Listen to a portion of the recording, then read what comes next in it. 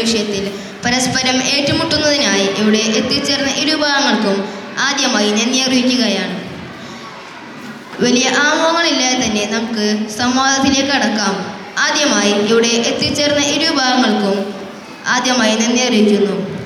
ആദ്യമായി ഇവിടെ എത്തിച്ചേർന്ന ടീം 1 നിന്നും ആദ്യത്തെ സ്പീക്കറെ വേദിയിലേക്ക് ക്ഷണിക്കുന്നു. അസ്സലാമു അലൈക്കും വറഹ്മത്തുള്ളാഹി വബറകാതുഹു.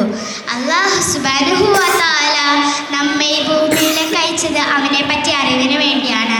നമ്മുടെ കിതാബിൽ 22-ാം നമ്പർ ഹദീസിൽ കാണാം, ഖൈറുക്കും മൻ തഅല്ലമൽ ഖുർആന വഅല്ലം. നിങ്ങളിലെ ഏറ്റവും ഉത്തമർ ഖുർആൻ പഠിക്കുകയും പഠിപ്പിക്കുകയും ചെയ്യുന്നവരാണ്.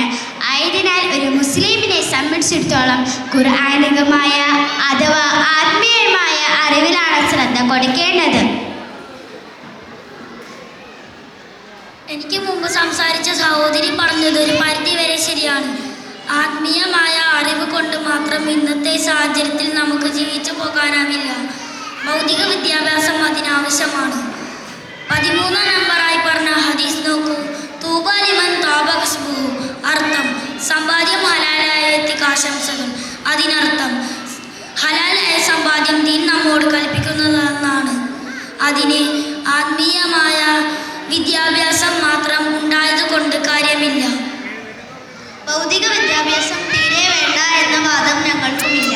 മറിച്ച് ഏറ്റവും കൂടുതൽ പരിഗണിക്കേണ്ടത് ആത്മീയ വിദ്യാഭ്യാസമാണ്.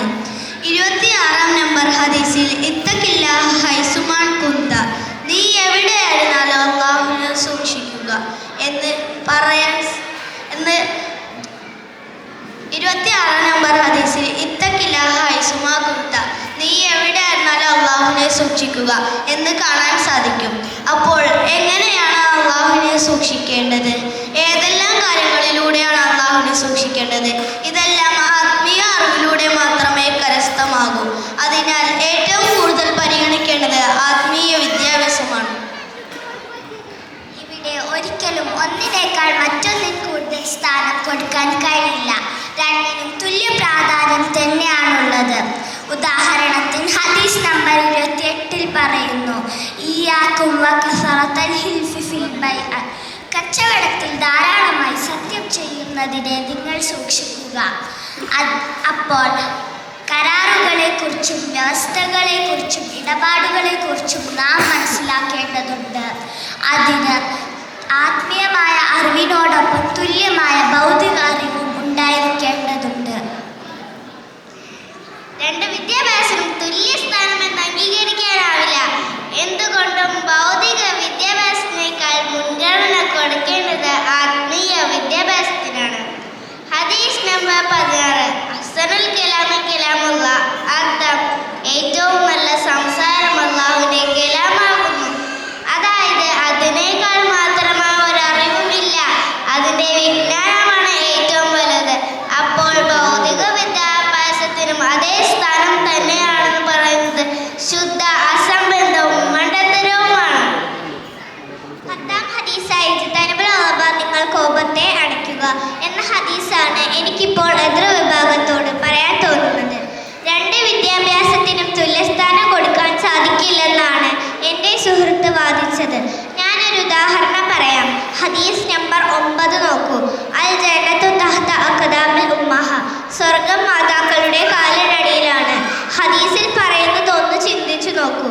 ദീനീ വിദ്യാഭ്യാസം മാത്രമുള്ള ഒരാൾക്കാണോ അതോ ദീനീ വിദ്യാഭ്യാസവും ഭൗതിക വിദ്യാഭ്യാസവും രണ്ടുമുള്ള ഒരാൾക്കാണോ തൻ്റെ മാതാവിനെ നന്നായി പരിചരിക്കാൻ സാധിക്കുക? ഉത്തരം വളരെ വ്യക്തമാണ്. രണ്ട് വിദ്യാഭ്യാസവും ഉള്ളയാൾക്ക് ഏത് വിധേനയും തൻ്റെ മാതാവിനെ നന്നായി സംരക്ഷിക്കാനാകും. അത് നിയമപരമാകട്ടെ, സാമ്പത്തികപരമാകട്ടെ, ചികിത്സാപരമാകട്ടെ.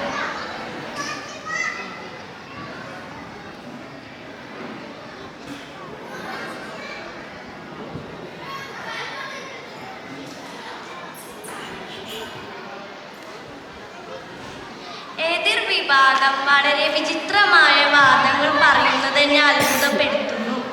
രണ്ട് വിദ്യാഭ്യാസമുള്ള വ്യക്തി തൻ്റെ മാതാപിതാക്കളെ പരിചരിക്കുന്നു എങ്കിൽ അയാളെ പ്രേരിപ്പിക്കുന്നത് അയാൾക്ക് ലഭിച്ച ദീനിയായ വിദ്യാഭ്യാസമാണ്.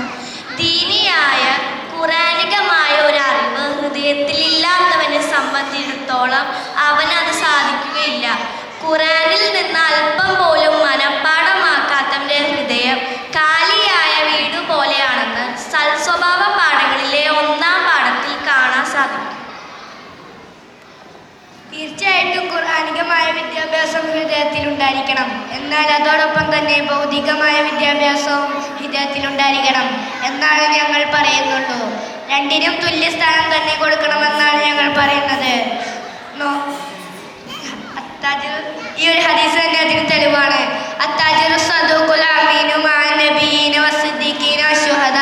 അർത്ഥം സത്യസന്ധനും വിശ്വസ്തനുമായ കച്ചവടക്കാരൻ നബിമാർ, സിദ്ദീഖുകൾ, ശുഹദാക്കൾ എന്നിവരോടൊപ്പമായിരിക്കും.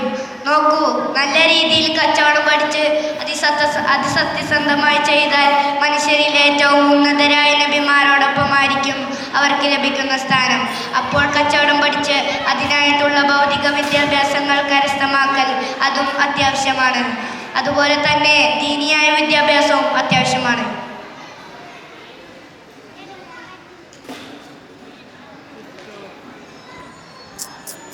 എതൊരു ഭാഗം എങ്ങോട്ടാണ് ഈ ചർച്ച വലിച്ചു നീട്ടി കൊണ്ടുപോകുന്നത് എന്ന് എനിക്ക് മനസ്സിലാകുന്നില്ല. ഇത് ഞങ്ങളുടെ സമയമാണ്. ഞങ്ങളുടെ സമയത്തിൽ നിങ്ങൾ സംസാരിക്കാൻ പാടില്ല. ശരി, ഭൗതിക വിദ്യാഭ്യാസം വേണേ ഞങ്ങൾക്ക് അഭിപ്രായമില്ല. മുൻതൂക്കം ആത്മീയ വിദ്യാഭ്യാസം തന്നെയാണ്. അതിന് ആവശ്യത്തിലധികം തെളിവുകളും ഞങ്ങൾ നൽകി കഴിഞ്ഞു. മാത്രമല്ല, ഒരുവൻ ആർക്കെങ്കിലും ദീനിയായ അറിവ് പഠിപ്പിച്ചു കൊടുത്താൽ അതനുസരിച്ച് ആരെല്ലാം അമൽ ചെയ്യുന്നുവോ അവരുടെ പ്രതിഫലം അവൻ ലഭിക്കുന്നതാണ് എന്ന് സൽസ്വഭാവപാഠങ്ങളിലെ 3-ാം പാഠത്തിൽ നമുക്ക് കാണാം. ഇതിൽ കൂടുതൽ ഈ വിഷയത്തിൽ സംസാരിക്കാൻ ഞങ്ങൾക്ക് ഉദ്ദേശമില്ല. അസ്സലാമു അലൈക്കും വറഹ്മത്തുള്ളാഹി വബറകാതുഹു. എതിർവിഭാഗം പറഞ്ഞതുപോലെ അനന്തമായി ഈ വിഷയം സംസാരിച്ചു കൊണ്ടുപോകുവാൻ ഞങ്ങളും ഉദ്ദേശിക്കുന്നില്ല. മൗനമായിരിക്കുന്നവൻ രക്ഷപ്പെട്ടു. അഥവാ എത്രക്കുറിച്ച് സംസാരിക്കുന്നുവോ അത്രയും ഞങ്ങൾ സുരക്ഷിതരാണ് എന്നാണല്ലോ സൽസ്വഭാവ പാഠങ്ങൾ 2-ാം പാഠത്തിൽ പറയുന്നത്. ഞങ്ങളുടെ വാദം എന്താണെന്നും ഏതാണ് യാഥാർത്ഥ്യമെന്നും ഇതിനോടകം പ്രേക്ഷകർക്ക് ബോധ്യപ്പെട്ടിട്ടുണ്ടാകും എന്ന് വിചാരിക്കുന്നു. അസ്സലാമു അലൈക്കും വറഹ്മത്തുള്ളാഹി വബറകാതുഹു. അൽഹംദുലില്ലാ, ഇരുവിഭാഗവും അവരുടെ വിഷയങ്ങൾ കൃത്യമായി തന്നെ